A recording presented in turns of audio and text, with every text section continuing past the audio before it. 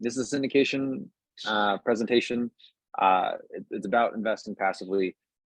Today, we're only going to talk about the intro, but eventually we're going to talk about real estate basics, underwriting, offerings, and structure, and then the spicy one that everyone has been talking about recently, which is how do you vet sponsors, especially now that we are in a down market cycle. So I am Nelson. I'm 20, I'm based at Austin, but I've invested in over 3,000 units as an LP. I currently manage about 35 million in assets myself as a GP. I also do data science for Brookfield, which is the largest publicly traded real estate company in the world. And that's my photo from last year at our conference. Hopefully I'll see you guys again this year at SARE. Something in my eye real quick. Anyway, that's my background. I'm not gonna go too much into it because I'm trying to be more relatable and talk to you guys, since I also started as an LP when investing in syndications. And there's a list of pros and cons. It's pretty long, but I'm going to try to cut it as short as possible because no one wants to read all of this text. This slide I'm going to send out later. You guys are welcome to use it as you see fit, but you don't need to read all of it. I mostly started investing as an LP for one main reason, which was I always lived in a really expensive city, somewhere in California, somewhere in New York. And all I wanted to do was invest in a different city. And I encountered this problem that hopefully many of you have encountered also, which is I don't know anything about the city. I don't know anyone in that city. And I'm not going to move to the city just to buy the real estate there because, you know, even though I've heard Austin is great, I've heard Phoenix is great, I've heard, you know, all these other cities are great, I might not want to actually move to those places because it doesn't have the amenities I'm looking for, or I just don't feel the need to go to Indianapolis, you know, even though it's a great market, I don't know if I actually want to live there, right? And so that's how I started getting invested in syndications as an LP. It was, I wanted to invest in cities that I knew myself, I don't know anyone there, but I probably would never invest in it. Or I would never want to live there just to invest in it. I would rather know somebody else, have them kind of handle that. And honestly, that's how I ended up coming across syndications.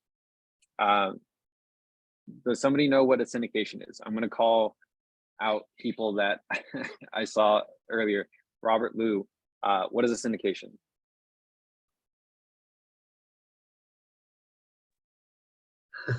Hi, Nelson. You caught me. I turned off my video because I was running, grab some food and eat some kanji while I was listening to everything here. Yeah. Syndication. I think it's the idea of people pulling resources, time, energy, information on the market and everything else. Pretty much. Funds together. It's a group investment, typically led by a handful of people who are the GPs or sponsors. But the big reason for investing in a syndication is that there's this lucrative reward versus risk ratio. You do less work, but you typically can get better returns than the stock market, assuming that you pick the right horse to bet on. That includes your market, that includes the deal, that includes your sponsor, right? Hard part was then, how do I connect with sponsors? Who do I talk to that I can give them my money? How do I meet them? Obviously, SARE exists. Then there's also Cash Flow Portal. Honestly, one of the best ways that most people get syndication referrals are from their friends. It's people who've invested in another sponsor and can say, oh, this was a pretty good return for me. And or overall, even though this went poorly, they were really good at explaining why it went poorly, and hopefully I didn't lose all my money and I still trust them again for future projects. And this is where I actually met my first syndication partner, which was at a meetup. This month is probably one of the biggest meetups months we've ever had. I think there's like 10 going on in the next few weeks in the SARE community. So if you are looking, there's probably people trying to raise money for their project right now, because it's a very tough time for syndicators, and many of them are hungry, and they're gonna be very aggressive about trying to raise capital. So you'll probably see them if you go to a meetup anytime soon. That being said, I highly recommend taking like Cash Flow Portal and Cash Flow Marketplace, which is a marketplace for talking, meeting, and finding out what GPs are on the market, what GP projects are on the market, and how can you compare and contrast who you're talking to, who you want to invest with. It gives you more options, and it gives you a lot of opportunity to basically not be saddled with the first horse that you encounter. So what are the responsibilities of a sponsored GP team? Well, they do a lot of work. You run the property, you refinance, take loans, sell the project, acquire property, manage income. There's a whole list of things that you have to do for the GP sponsor side, right? Even though you would think that it's a little more passive, especially once you get onto bigger projects, it ends up often becoming a full-time job of its own. What are the responsibilities of an LP? You cut the check. The work versus reward ratio is significantly higher for someone on the LP side most of the time. And so that is one of the big reasons why being an LP is beneficial, whereas you could maybe try to become a GP, but it ends up being very time consuming, and it ends up absorbing much of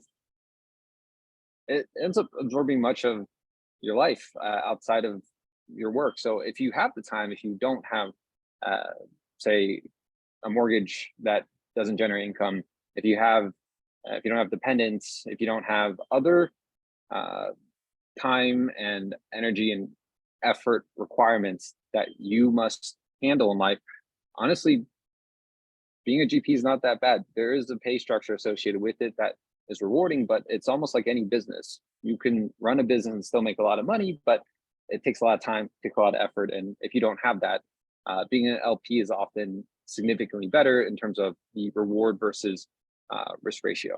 I say this because I've met plenty of people, for example, that are, for example, tech. They might make 200K a year as a software engineer, and they say, hey, I want to get involved in doing real estate. And they might not be on a GP side. They say, hey, I want to become a wholesaler. And I ask them, why do you want to become a wholesaler? Because that's how they think they can get involved in doing real estate. What you don't realize is when you talk to wholesalers, contractors, agents, most of them are working incredibly hard just to make 200K a year, probably because they don't have the same resources and access that someone who became a software engineer does. And so when you are trying to go full-time into real estate, you have to figure out, is it because you really love real estate? Is it because you want to do something that's significantly better? But if you're doing it mostly because you think you're going to get a higher income, it's incredibly hard to become a wholesaler, because the thing is you have a lot of competition. The cost to become a wholesaler is very low.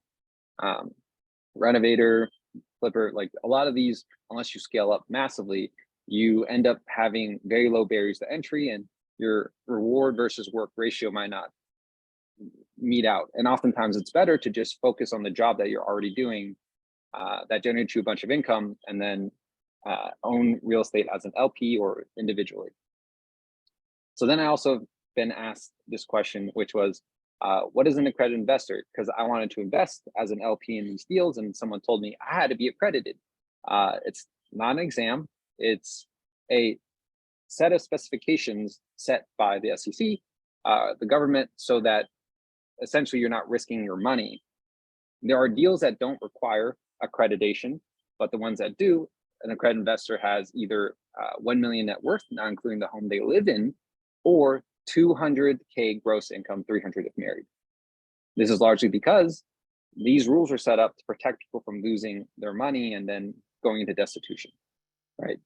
These are set up in order to protect people from themselves and investing in deals that, if they went south, could, put the person right into poverty, right? And so the assumption is that if they have $1 million of investable assets or a large income, they can weather the storm if the project goes south, either because of the economy or because of a bad operator, or because whatever conditions that end up putting them in that situation. And then there's a list of other unique qualifiers, but if you don't know what an accredited investor is, you probably don't qualify for them in the first place. Someone asked about this, but your business income is not your income. It's specifically your W-2 income. So once I got over that, I started asking myself, well, if I am accredited or am I not accredited? I have looked at these projects now that allow non-accredited investors. So the question then is, should I still be investing? Is this something that only wealthy people should be investing in, or should I do it as well?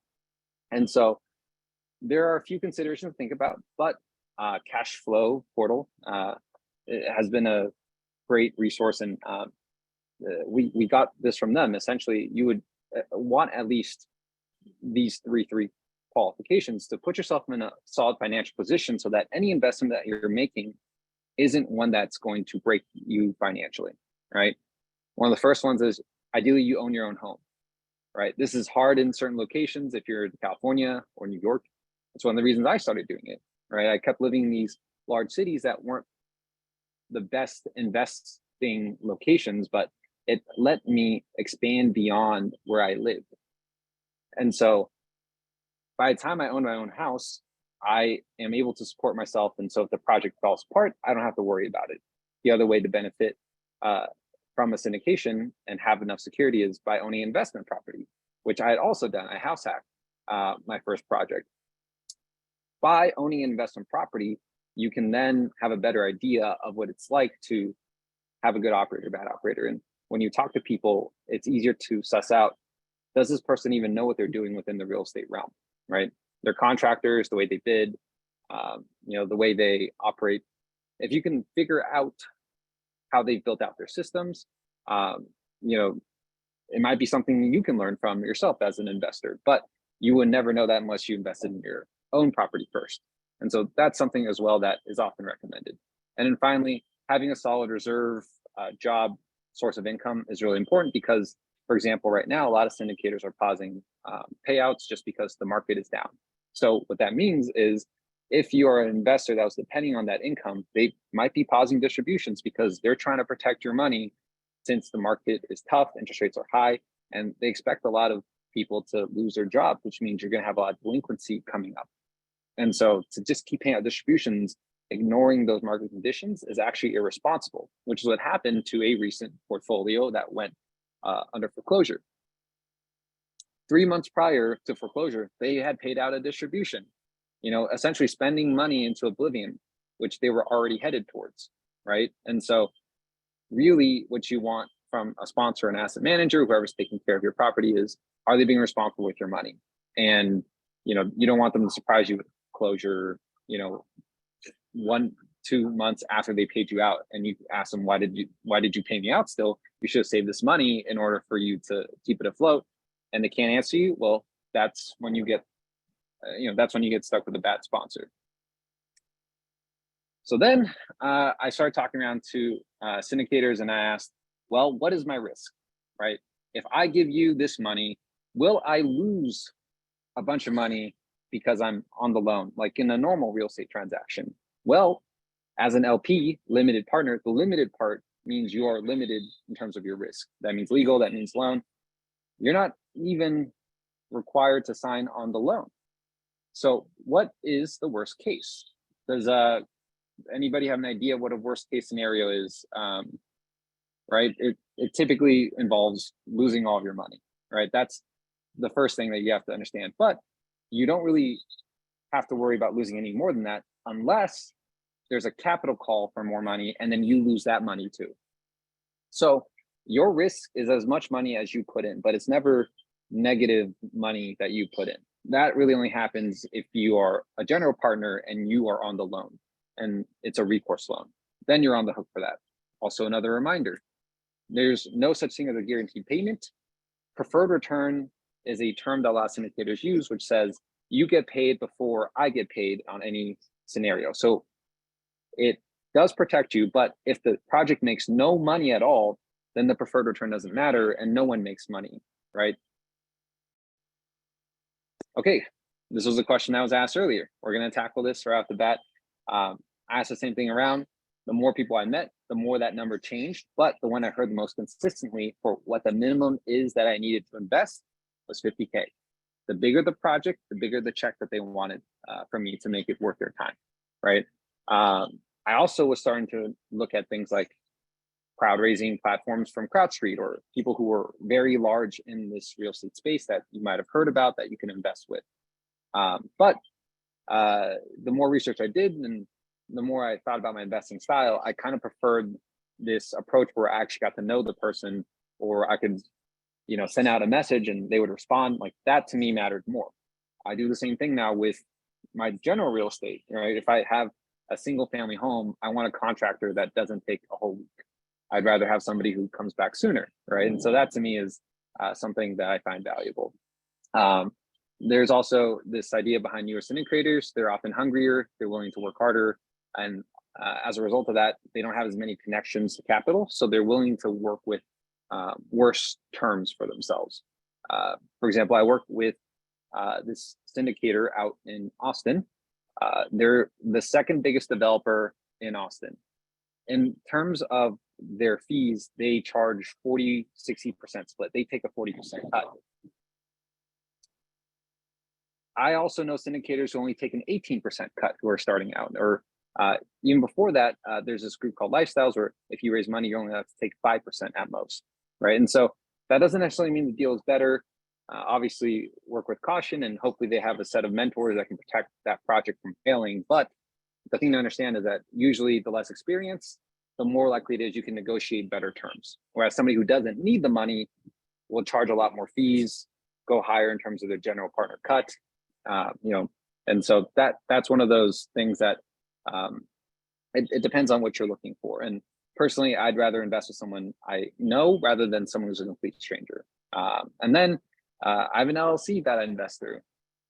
Turns out you can invest with anything. If you have a trust, SDIRA, LLC, those are all ways to invest with a syndication.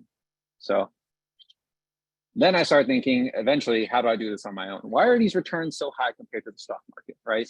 You could see a lot of syndicators have outperformed even this S&P 500 over the last few years, and it's more stable because real estate's a hard asset. So how do you do it so that returns are higher? And well, why can't I do it myself? And a big part of it was just I didn't know anyone, right? Do you have a rich uncle who owns $10 million building that can kind of walk you through the steps, right? That's a lot of effort to take. Do you have access to brokers in these different cities? Unfortunately, in the commercial real estate world, I want to say 5-6 brokers often have 90% of the deal flow within a specific city. So if you are in the city of Chicago, you kind of have the 4 or 5 firms that see all the apartment complexes. And if you're not friends already with the people doing their transactions, it's a really hard time getting the best deals, or even getting on that news feed for what deals are available for sale. And then finally, if you don't have the money for it, there's often requirements for liquidity, requirements for equity, net worth that you have to use in order to qualify for said loan. And so if you don't have experience, if you don't have the deals, you don't have money, it makes it really hard for you to get into this space. And really the only reason that I ended up coming and going on the GP side is because I have one superpower that a lot of people don't. I got time. I'm 28, I'm single, I don't really have dependents, my mortgages all generate income. It took me a lot of time to learn about it, but it made it kind of easy for me to invest as a result, is because I could eventually build up deal flow, I could eventually build up connections and time and experience. And so now that when I invest, I still look back and I've invested with a number of syndications. One of them that I invest with, for example, they're called MAG Capital Partners. I didn't do that much vetting because I didn't know how you're supposed to vet when I first gave them money, but I got a referral. That was all it took, right? I was like, someone else is smarter than me, they did this, and it worked out okay on some, didn't do so well on the other ones I invested in. I just got unlucky with some of their projects.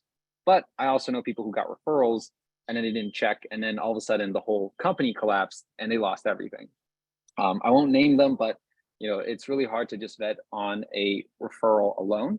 And so that's what the other 4 classes are going to be for. And the 5th class is going to be on how do we vet syndicators, right? And so we won't get to that point until the 5th class, unfortunately. But I'm going to talk about a few case studies in which we can talk about that people can use as an assessment of, was this a good project? Was this not a good project? He'll be 24.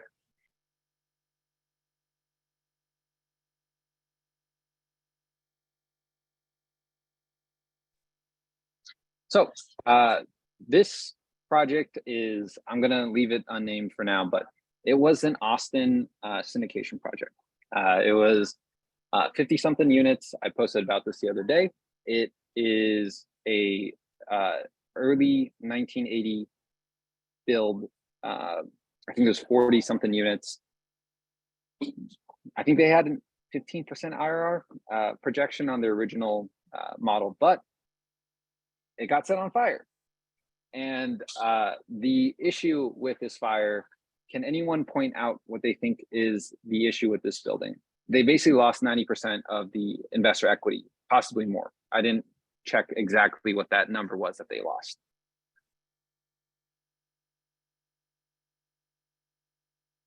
Well, they definitely didn't have any fire suppression systems, it looks like, in there. Correct. There was no fire suppression system, but it's a building from the 1980s. So a lot of times they actually grandfather in no sprinklers, and that's actually okay. Usually you're just required to have alarms and smoke detectors. Those are still required, but you actually don't have to put in sprinklers depending on the age of the building.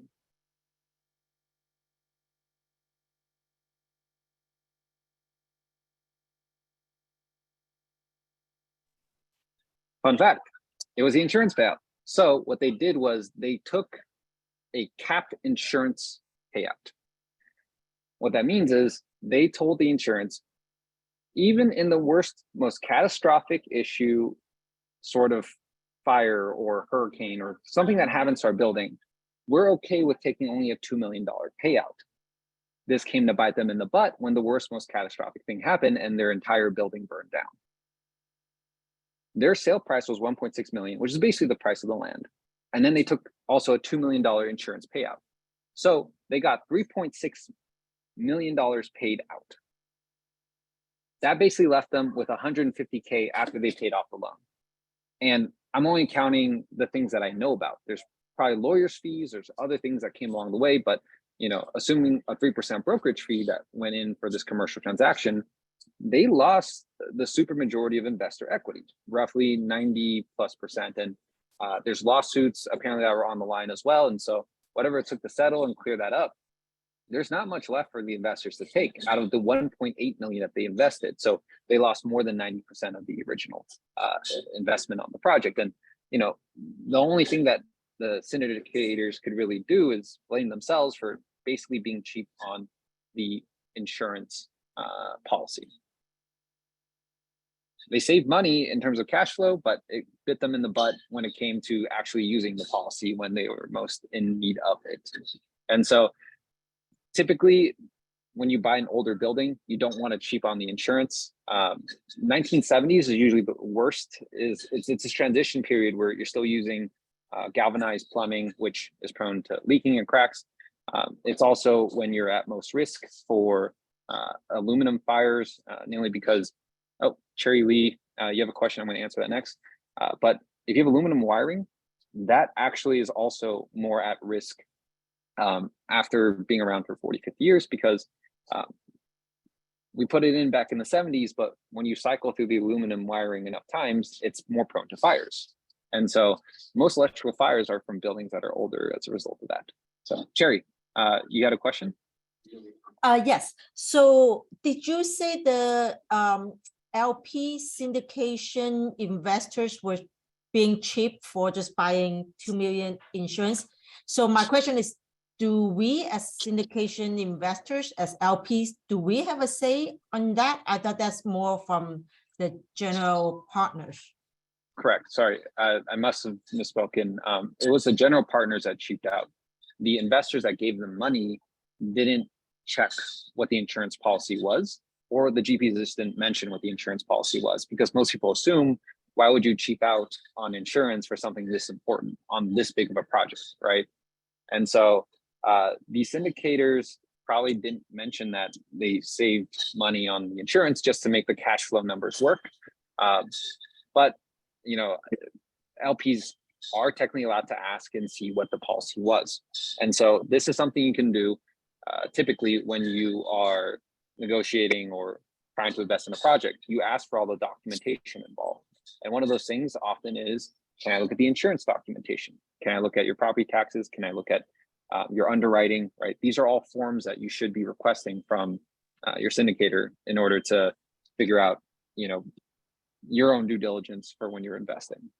So, well, their lender must have been pretty shitty too. They didn't request a full so policy payout. yeah, I think the lender was as well. But the thing is, it actually covered the lender just enough.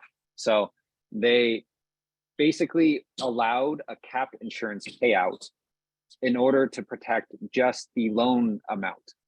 So they took the cost of the land, added the cap insurance, and then made sure they had enough margin to protect themselves in terms of the loan amount. But then the rest, they would said, okay, you guys, anything upside of that, you guys are going to lose out on. But you're right, it was a bridge lender. So most of these bridge loans, a lot of these companies all came up in the last 2-3 years. And so they might have not done their proper due diligence and said, also, actually, a capped insurance is fine. And they just got lucky that it happened to be enough to pay out their insurance policy, that they could afford the loan themselves.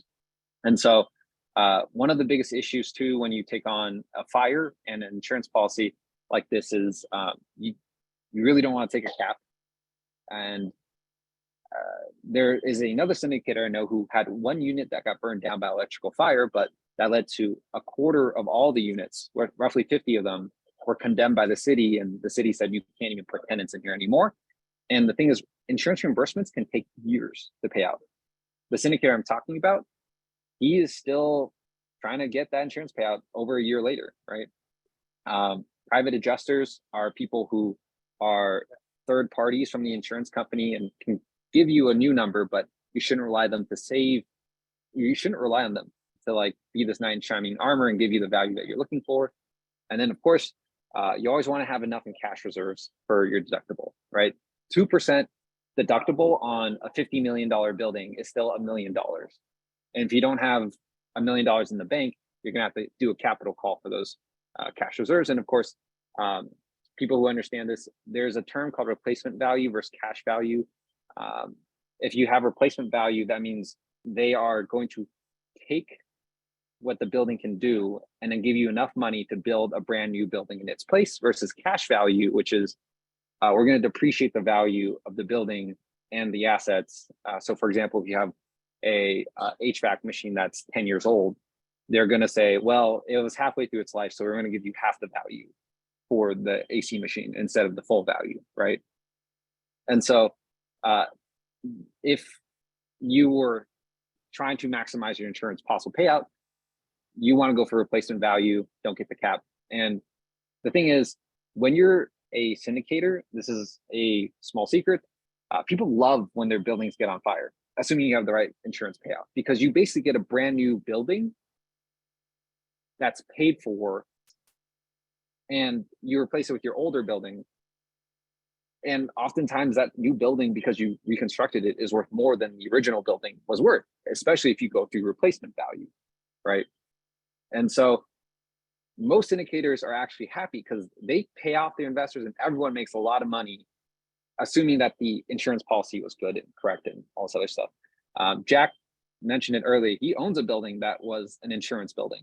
He bought it, burned down, and then took the insurance payout, got himself a brand new building from it, and so most syndicators actually would prefer the building be burned down, obviously not for their own fault, but you get a brand new building out of it in the same spot, and someone else paid for it, right? It's called Greek lightning. Greek lightning, is that the term? Yep. Gotcha. Let's see. So with that being said, Annie mentioned, do operating agreements usually go over insurance coverage? Not always. You kind of have to ask for that documentation. It won't be in the operating agreement. It's something you just ask, but it's hard because you would assume someone wouldn't cheap out on something like this. This is just something that is usually not requested, because you'd be surprised someone would ask for an insurance cap, and it ends up biting you in the butt a lot of the times. But the times it doesn't, you only have to go through it so many times until one time it does hurt you. Either way, this company that was the sponsor for this project, they're actually struggling with all their other projects in Austin as well. I'm following them. I'm going to post more about their projects and the issues going on with them over the coming weeks. But you know, they ran amok with all these projects trying to save money on the cash flow, but now it's hurting them in terms of their cash reserves and the risk that they took on in order to purchase the property. And you know, a lot of their investors are angry with them, but you know, at the end of the day, this is just a risk management conversation on what you guys as LPs should kind of be asking and looking for. All right, with that being said, we're just gonna go straight to Q&A. I know we transitioned to it earlier. Let's see, Andy says, yeah, if they had a good insurance policy that covered the cost to replace it, it's typically a good thing. You get a brand new property, you have Greek lightning, and all of a sudden you saved yourself a bunch of money on an older, dilapidated building. Andy Chen said, of course, insurance wants to minimize the risk of insurance fraud. Yes, obviously the fire cannot be something you started. It would be something a tenant might have done and made a mistake of on their own. Any other questions I can tackle?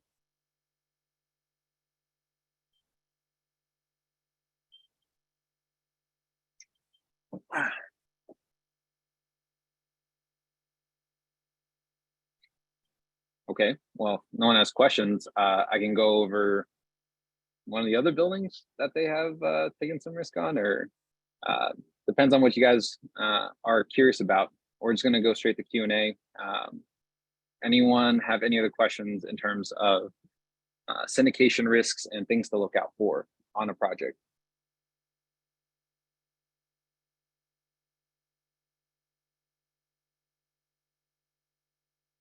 So Annie asks, what is communication like from syndicators?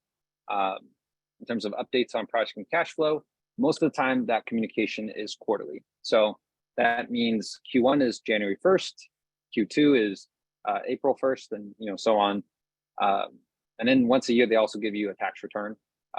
Typically, that's when they give most of their project updates in terms of cash flow and where the projects are. And most of the time, they don't share the full financials. They give you a summary. But if you ask them for it, they can give you that information, right? You're just as involved as a partner, but that means you have to learn how to read the information, which we will go over in a future class on how to read financial documentation.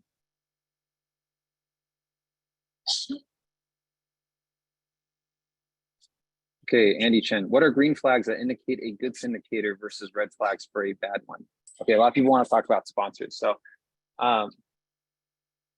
one thing that people have mentioned a lot in terms of green flags, I think other people can chime in if they feel like they have an idea for this. Referrals was a big one for me, which is like, can they find somebody that I can talk to that is going to pitch them for me? But an even better way of getting referrals was asking other syndicators what they thought of their competitor.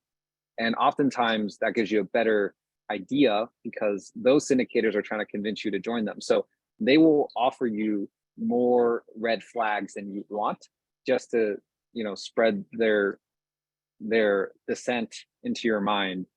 But oftentimes other syndicators also say, actually, they're a really good operator. They're doing quite good. And, you know, I have a hard time competing against them. We're always bidding on the same buildings. Usually that's a pretty good green flag, right? If their competitors can talk well of them typically, right? And so for me, that's, I think, a pretty big green flag is how well can their competition speak for them. Annie said, are syndications only for multifamily?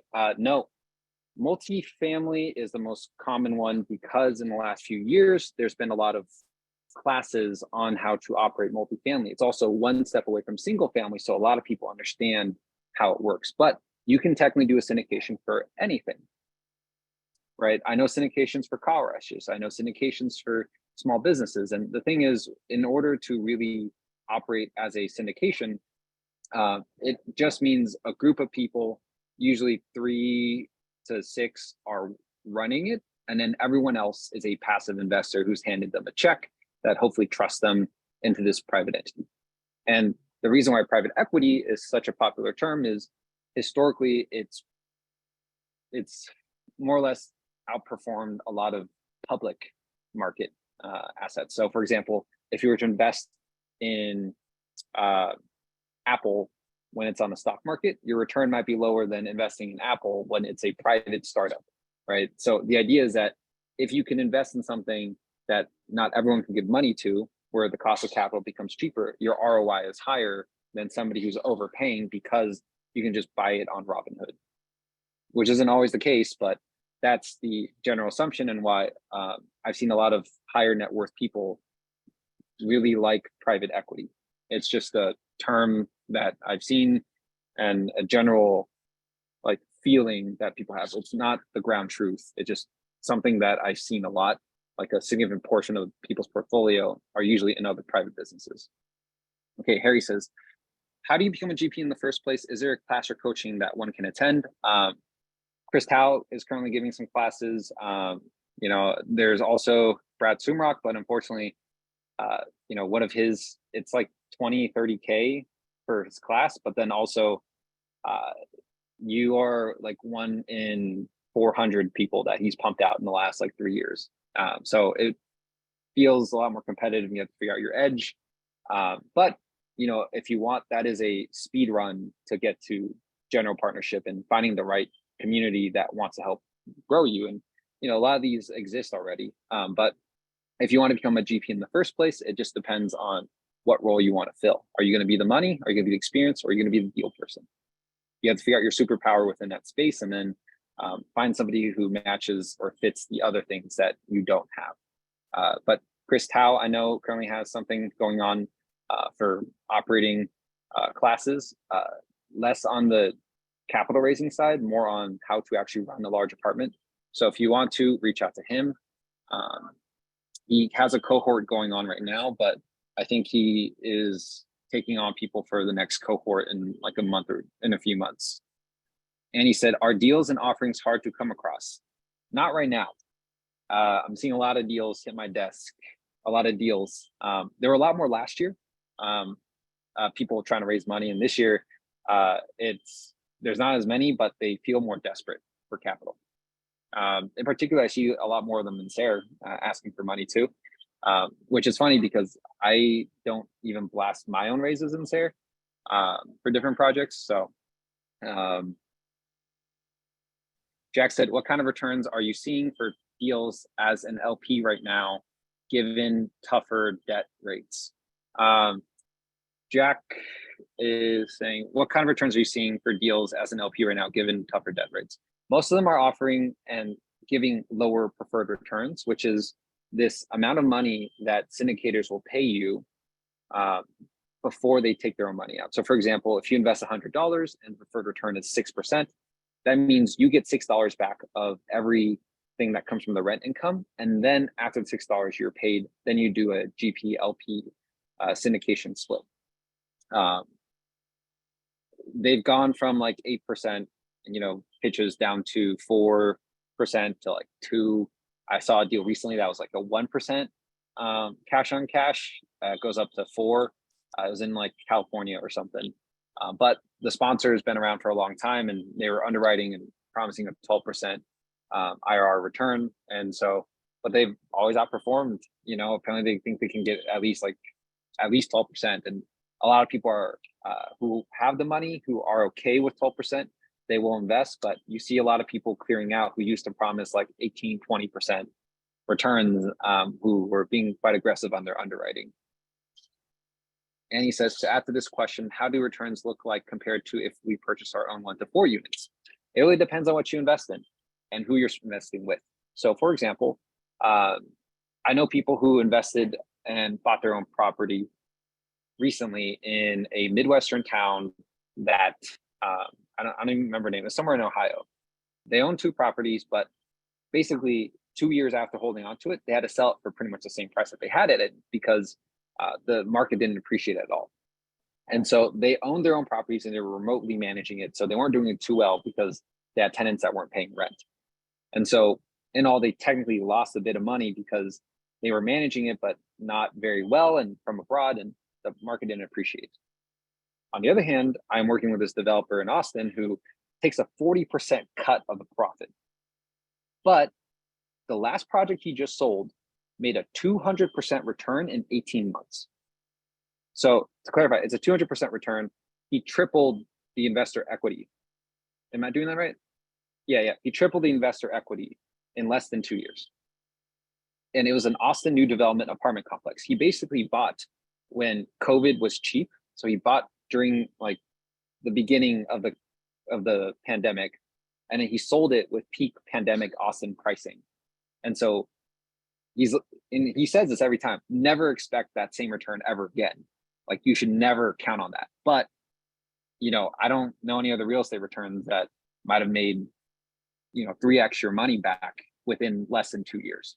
So except for one project we worked on in Jacksonville, but that's a different thing because we took a smaller cut. Cherry Lee, what is the typical preferred return on the syndication? It changes all the time. The most common one I saw for a long time was 8%, but now given the tougher lending and market conditions, I see stuff go down to 6, even 4. And honestly, once you get below 4%, it's like, why even bother with a preferred return? And so I'm seeing a lot more straight up cash or straight up equity splits where someone's saying 20%, 80% split, but there's no more preferred return because cash flow is so low that we can't depend on it anymore. And so typically preferred return will try to match what the stable cash flow of the building is. So if you are in a market like Chicago, for example, you can get like 10%, 12% preferred return projects that I've seen.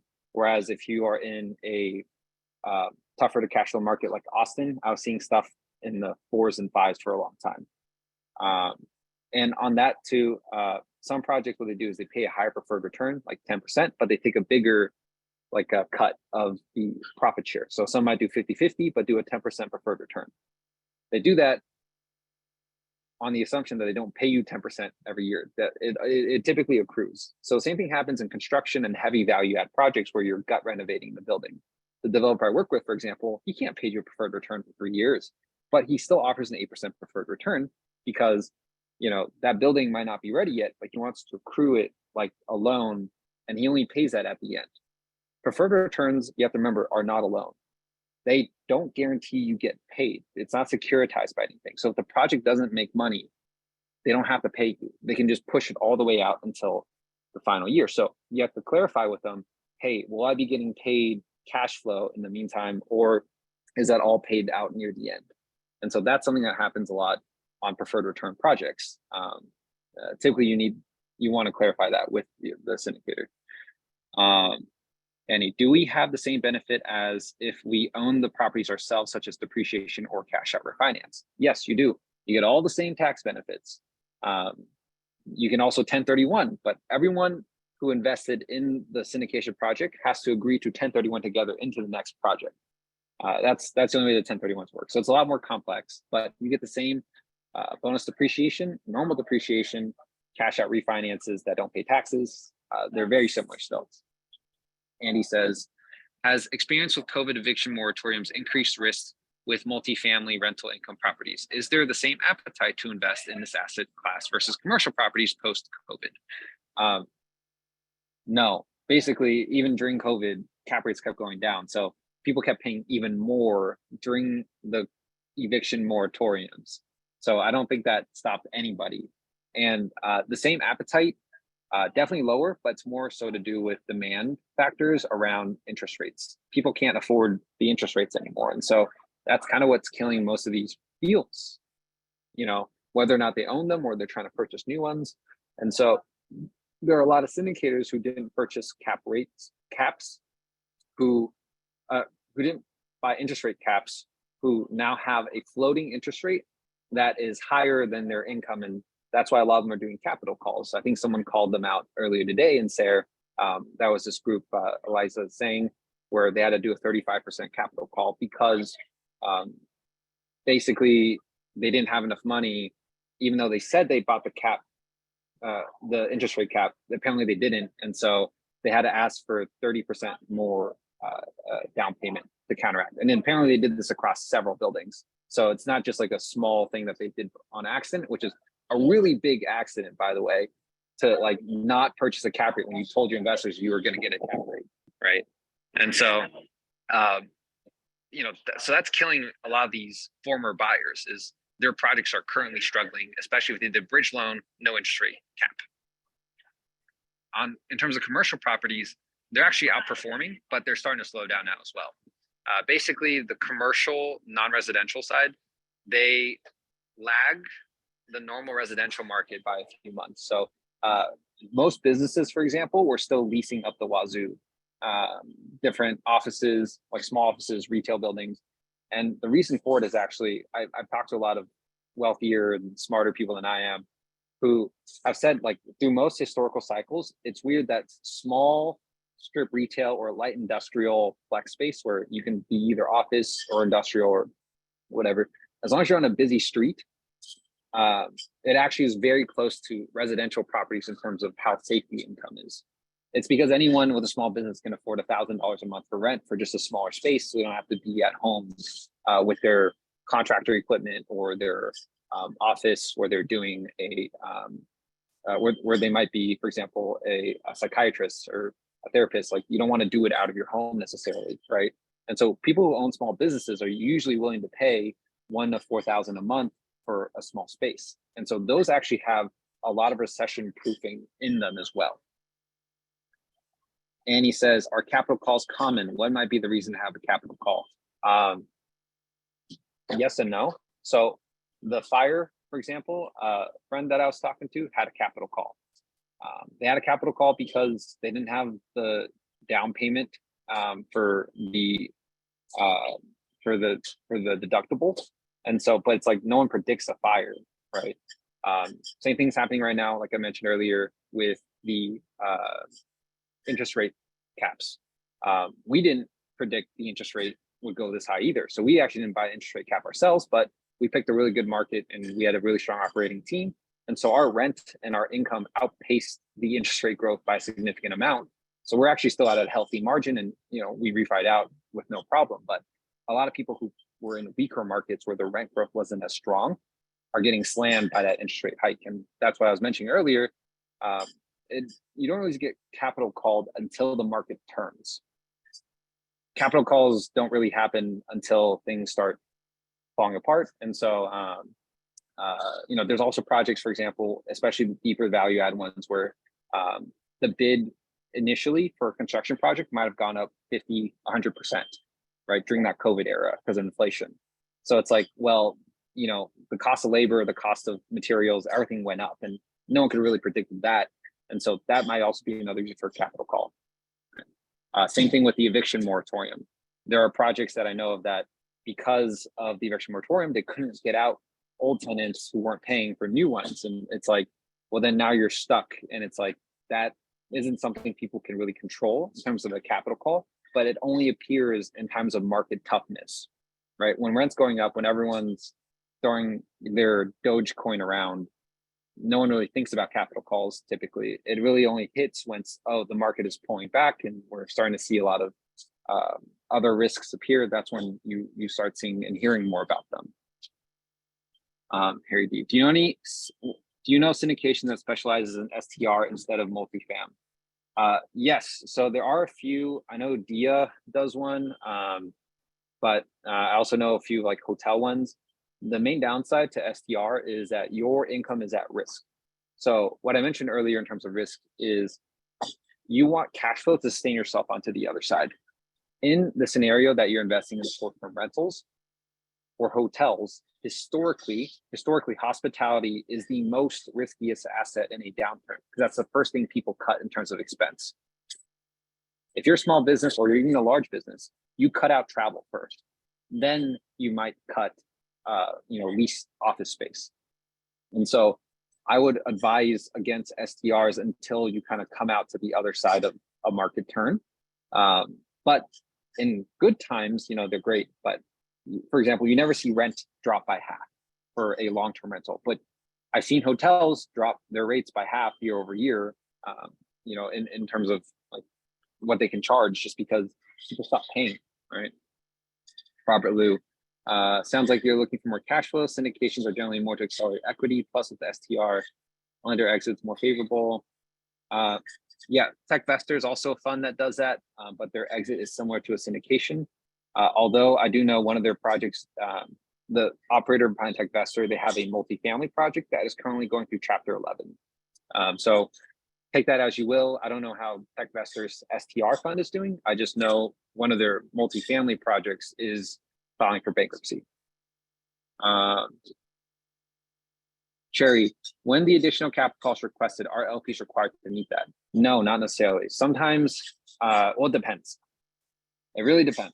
So for example, there's a couple ways to do the capital call. One, everyone just puts in whatever they can to meet the number, and whoever puts in more can buy more equity. Two, if people don't meet the capital call requirement and everyone else runs out of money, that just means the project's going to fail and then everyone's going to lose everything, right? Because the whole point of the capital call is to tide yourself over until the market gets good again, or to fund a rehab so you can push your income higher, right? And so if you don't budget for that, or you have a huge surprise hit to your budget that you can't really expect because you have some crazy cataclysmic event like COVID or interest rates tripling, then it's like you kind of have to, and you need that capital. You usually just need enough money to survive until the other side, and that is one of those harder things to get your head around, because not everyone has that capital that they could use to sustain. But there are certain operating agreements that require LPs to give capital, but that's something you have to check with the sponsor and basically ask them what happens in the scenario of a capital call. Am I required to get funding? So Annie asks, if additional capital is required, does the preferred returns get extended to this too? Do the additional capitals water down the shares? Yes, the preferred return gets extended to the additional capital calls. So if you have to add more money, that money also gets an 8% on it on top of whatever you already did. But the accrual rate for the new 8% starts from the date that you put the capital call in, not from the original date. That is a separate chunk of money that is owed 8 or 9 or 10%. Do the additional capital water down the shares? Yes, but the assumption is that everyone puts in the same amount of money, and if you don't, that's when things get wonky and everyone gets watered down. So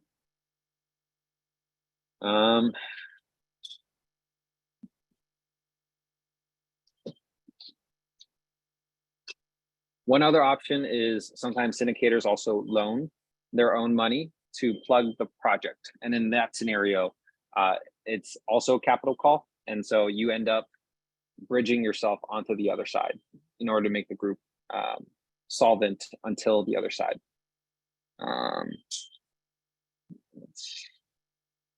Anyone else have questions? If not, we're running to an hour and I don't want to eat up everyone's time. Oh, Martin said, what are the worst case scenarios on a syndication deal that you've heard of that actually happened? Well, most of them are really struggling right now that I've heard of are projects that are kind of losing money because of the lack of interest rate cap. However, I also know of slumlords that are getting cratered. So for example, there's this project that I've been looking at. I can make a post about it later, or I can just share the screen and show you guys what I'm talking about. But there was a building that got foreclosed on recently. I think I made a post on it. Basically, the syndicator gave a one-day warning before the building got foreclosed on. 3 months prior, he had paid a dividend, so no one knew that there was an issue. And so his name is public record now, so I don't feel as bad if I shared the information. But you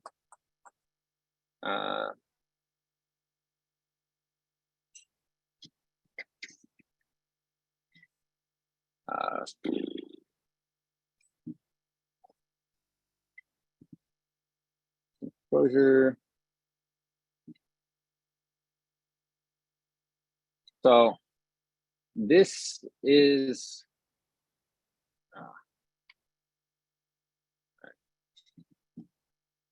owner of rat and roach infested Houston apartment loses 3,000 units and $229 million foreclosure. So the story is that the landlord was a student of Brad Sumrock's. He was highlighted actually by him as well for being a super successful syndicator who managed to get to, you know, these thousands of units, bought a bunch of these, and then he defaulted on them, probably cross-collateralized the loans. So that means even though he had one project that was failing, the lender said, I'm just going to repossess all the other buildings that you have with me because you cross-collateralized them. And so the properties were sold for $197 a week later, which meant the buyer knocked $30 million off the loan. The buyer was also a preferred equity private equity group. What that means is the operator, Jay, of Apple's Way, didn't have enough money to, he didn't raise enough money to buy it himself. So he took half of the money from this preferred equity group in New York that said, if you fail this project, I'm going to repossess everything you own. And so that New York company, Fundamental Partners, is friends with Arbor. So there's been talk about, you know, possibly the New York company kind of worked with Arbor to basically take over the projects and then buy them at a fraction of the price. And so, you know, this story was pretty prevalent, but the worst thing that happened is that none of the investors knew what was going on because it happened one day before the foreclosure. He sent out an email saying, hey, it's not going too great, you know. So how do you work with that? You know, how do you do, you know, Houston foreclosure, Jay Twitter,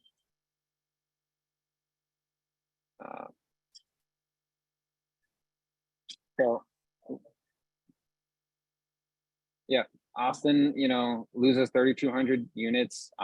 He had a floating rate, higher insurance, a lot of other issues that went with the building.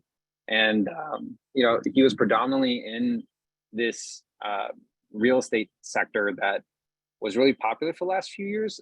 But he bought the buildings, ran it like a roach motel, took private equity capital, which is incredibly risky as well.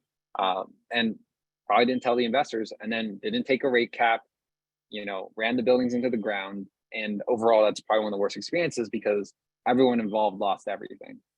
And, you know, the one thing that probably could have saved him was like, you know, telling his investors ahead of time, but also just reducing the amount of risk that he was taking on. So let me pull up some of these photos that I got from my research and the people I talked to. Let's see here. I don't know if I can share this in my background.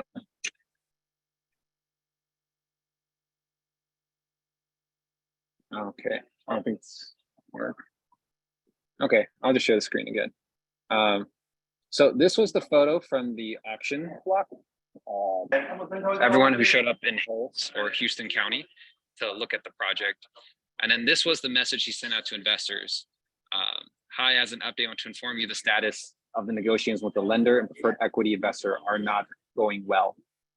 This is one day before the foreclosure. So Arbor is the lender. They take about 2 months to foreclose on a building, which means this has been going underway for 2 months before he warned investors. And then on top of that, Fundamental Partners is the equity partner who ended up repossessing the asset for a fraction of the price. And they're awfully close with each other. And so that's kind of what ended up happening. People are saying fraud because he didn't pay, he was paying dividends from one, even though some other buildings are failing. And so there's this term called commingling where you're mixing funds between different projects and then not telling investors about it. And so, you know, that was another thing that might be getting him. But, you know, he's unfortunately lost a lot of money for investors and they're probably going to sue him and more news is going to come out about this. There's no, you know, I'm not saying it's fraud. It's just saying that that's what a lot of people are saying. So Annie asked, or Mary asked, do GPs typically put their own money? Yes. If your GP is not putting more money than the acquisition fee, then basically they've taken no risk on it. So for example, you have a $10 million project, $1 million acquisition fee, or I don't know why you had $1 million acquisition fee, but if you have a $1 million acquisition fee and then the people running the GPs put $1 million down as an investment. They basically put no money in the project, if you think about it, right? And so ideally they're putting in more money than what their acquisition fee is. So that's something you should always ask about, though. That's also a pretty big flag that you should check. The biggest investor that I know in his own projects is, for example, Sam out in Austin. The last project he put in $3 million of his own money into like a $20 million raise, right? So, you know, that's someone who I talk to that I'm like, he believes in his own projects, that he's putting that much money towards it, you know? Cherry says, what is acquisition fee? Acquisition fee is the cost of investing with the project. So if there's a 1% acquisition fee, they usually take 1% of the total cost of the project. So if you have a $30 million building, that's a $300,000 acquisition fee upfront that the syndicators used to pay themselves, because it takes time to put together the project, do all the lending, fly out. Look at projects that don't end up getting under contract, because remember, you're only looking at the sum product of someone's possibly 3 to 6 months of work looking for the right project, right? And so the acquisition fee is basically to pay them for that time up front, kind of like a brokerage fee in a way. And it's typically anywhere between 1% to 5%, depending on how good the deal is that they think that they can still give good returns to the partners. One of the projects the one that burned down, they'd actually asked me to join on another one of their projects later on. They were trying to take a 4% acquisition fee. And I just wasn't even sure how they would pull it off with like no acquisition fee. You know, the returns are still kind of tight, you know, so. How many GPs typically in a syndication? Anything more than 6 people, you kind of have to be like, what's going on? That's a lot of chefs in the kitchen. But what happens is usually you have 2 to 3 people who are actually the main operators. And then you have a lot of smaller syndicators who are co-sponsors, but they're not on the loan. They don't deal with the day-to-day, but they still serve a big purpose, which is bringing people into the project. And then they get their own cut of the fee for bringing the people into the project and helping the project close. But they also usually keep an eye and make sure that no one does any funny business, because they have their own investors to protect. So for example, Jay's project, the ones in Houston that went under foreclosure, he's actually still working on other projects with other co-GPs, but he couldn't have pulled the same thing with 3 or 4 other co-GPs going like, hey, what's going on? I got investors to protect, you know, I got to check in for you, you know, like what is happening? And so the co-GPs exist, you know, partially for a reason, because they are also part of the checks and balances. But the problem is a lot of co-GPs, all they do is raise money and they don't check back in years and years later on. And so what you really have to check for is like this person raising money who's like a GP on the project, how often have they worked with the guy who's doing all the asset management or operations, guy or girl? And that's something you usually want to check when you're doing, you know, the analysis. And most people are like, well, why don't I just go straight to the person who's running it? You can, but most of the time that person requires a lot more money. Sam is an example I use often. His minimum check size is $500,000. You have $500,000? Great. I'll happily give you a handshake directly. You know, I've done that for people in SARE, but most people don't have $500,000 in cash flying around. So what the co-GPs do is they break it out into a small sub fund, and then we handle the investor relations so that the people doing asset management don't have to deal with it, and they just want one large check. And so that's typically a role that co-GPs play. And so then the co-GPs, you know, ping the person who's operating, check in on them routinely. And so I've done co-GP stuff. I operate stuff on my own, but I also, you know, have raised money for other syndicators that I trust a lot, that I've given my money to, that, you know, I think can outperform. Which, for example, with Sam, on average, he's done 35% a year for the last 10 years pre-COVID, you know, so. Annie, how much do GPs typically put in as a percent of purchase price?